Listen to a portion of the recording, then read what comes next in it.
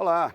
A semana no plenário da Câmara teve a aprovação de projetos sobre a volta ao trabalho na pandemia, medidas para combater a violência contra as mulheres e mudanças que vão afetar ministros dos tribunais superiores, militares, profissionais de educação física e advogados. Vamos começar com um projeto que estabelece condições para a volta ao trabalho presencial de empregadas grávidas na pandemia. O projeto altera uma lei aprovada em maio do ano passado, que determina que as empregadas gestantes devem ficar em trabalho remoto, sem perda salarial, enquanto durar a pandemia. O projeto aprovado essa semana muda isso e prevê que as gestantes ainda não vacinadas podem permanecer em casa, mas as demais têm que voltar em algumas dessas situações. Quando acabar a situação de emergência, depois de estarem vacinadas, se houver interrupção da gestação ou se optarem por não se vacinar e quiserem voltar. Nesse caso, ela terá que assinar termo de responsabilidade. Esse projeto já foi aprovado pelos deputados e senadores e seguiu para a sanção presidencial, mas rendeu muita discussão no plenário. Os defensores da medida disseram que permitir a volta das gestantes ao trabalho vai garantir empregos, tirar uma carga dos empresários que continuam pagando os salários das que estão em trabalho remoto e que a grávida tem o direito de querer trabalhar mesmo sem a vacina. Mas, para a oposição, as medidas colocam as grávidas em risco. Depois de a gente ter conquistado tanto a vacinação quanto o direito a teletrabalho, agora querem admitir que as mulheres sejam forçadas, as grávidas, a trabalhar presencialmente sem a vacinação.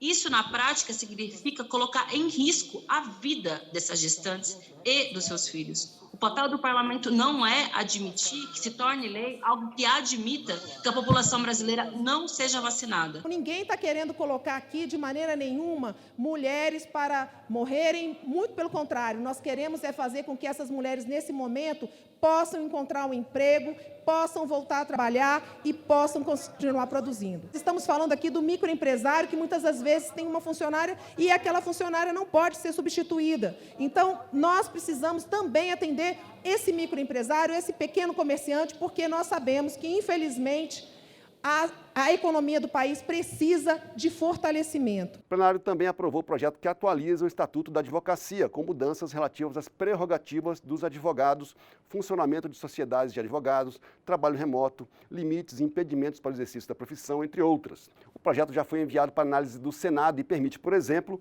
que o advogado possa ser sócio de mais de um escritório de advogados, sem vínculo de emprego e com participação nos lucros. Estabelece como e em que condições a polícia pode efetuar uma busca e apreensão de documentos de um advogado, de modo a garantir a chamada inviolabilidade do escritório de advocacia. O texto proíbe buscas e apreensões nos escritórios com base apenas em indícios, depoimento ou colaboração premiada, sob pena de nulidade da investigação. Também prevê punições para o advogado que assinar acordo de delação premiada contra outro advogado sem provas e obriga que provas coletadas em busca e apreensão em um escritório sejam analisadas na presença de um representante da OAB, o que configura crime se não for respeitado pela autoridade policial. A maioria do plenário considerou as medidas essenciais para evitar abusos. E em vez de trazer essa blindagem ao escritório de advocacia, nós, na verdade, disciplinamos como é que acontece a intervenção em um escritório de advocacia que já tem inviolabilidade.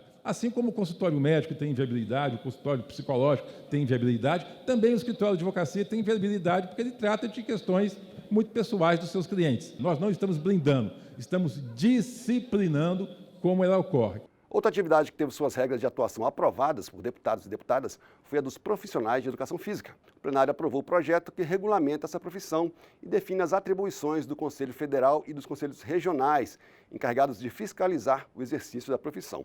A proposta inclui na categoria os professores de educação física das escolas, o que gerou polêmica. Muitos deputados questionaram a medida e disseram que os professores são regidos por outra lei, a Lei de Diretrizes e Bases da Educação Nacional, e que não poderiam ser obrigados a se submeter à fiscalização e regras de outro conselho, que não o Conselho Nacional e os Conselhos Regionais de Educação. Mas o plenário manteve a medida. Essa discussão, ela já está pacificada, já tem um tema jurisprudencial junto ao STJ, determinando que o professor de educação física escolar tenha que fazer o registro junto ao sistema CREF-CONFEF. Os conselhos têm função, é uma autarquia, e com isso eles têm uma função de polícia administrativa. As autarquias têm função de polícia administrativa.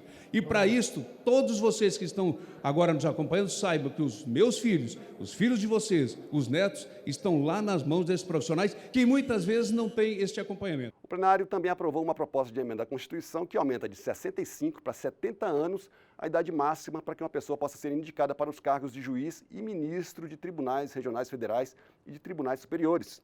A mudança vai valer para os indicados aos seguintes cargos: ministros do Supremo Tribunal Federal, do Superior Tribunal de Justiça, do Tribunal de Contas da União e do Tribunal Superior do Trabalho, e também para os juízes dos tribunais regionais federais e dos tribunais regionais do trabalho.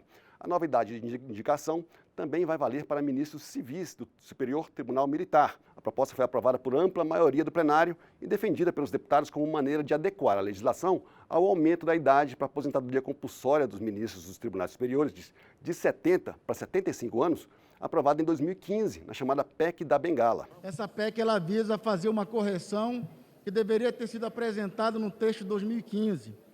E com muita sabedoria, o deputado Cacá Leão apresentou essa PEC para realmente fazer jus a todos os profissionais que atuam no Poder Judiciário, que fazem uma carreira brilhante, que no ápice do conhecimento, podendo ascender, ele se obriga, muitas das vezes até, a submeter a aposentadoria antecipada. Os militares também estiveram no centro das discussões do plenário com a aprovação do projeto que atualiza o Código Penal Militar, legislação que tem 52 anos.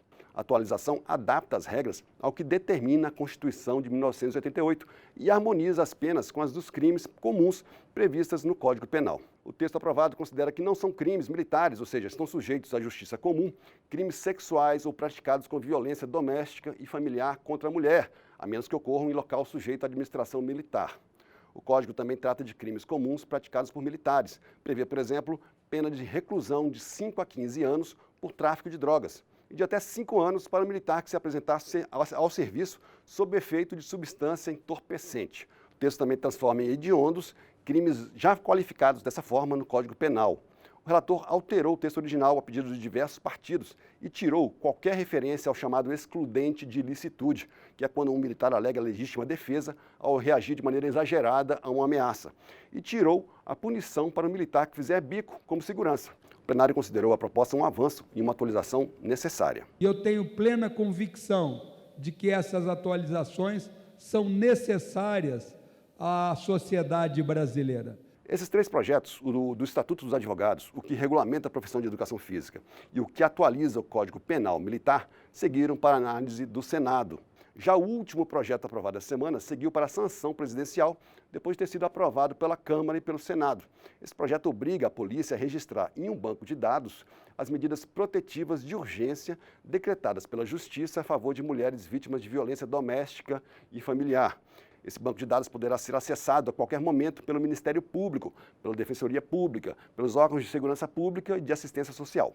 São medidas como a proibição de o agressor se aproximar da vítima, a suspensão do porte de armas do acusado e até o pagamento de pensão. O banco de dados de medidas protetivas de urgência é essencial para monitorarmos os gargalos e ainda reforçar o combate à violência contra a mulher, por meio da criação de políticas públicas mais assertivas. É impossível falarmos de políticas públicas mais assertivas se nós não tivermos dados confiáveis. Esses foram os principais destaques do plenário da Câmara essa semana. Semana que vem tem mais. Até lá.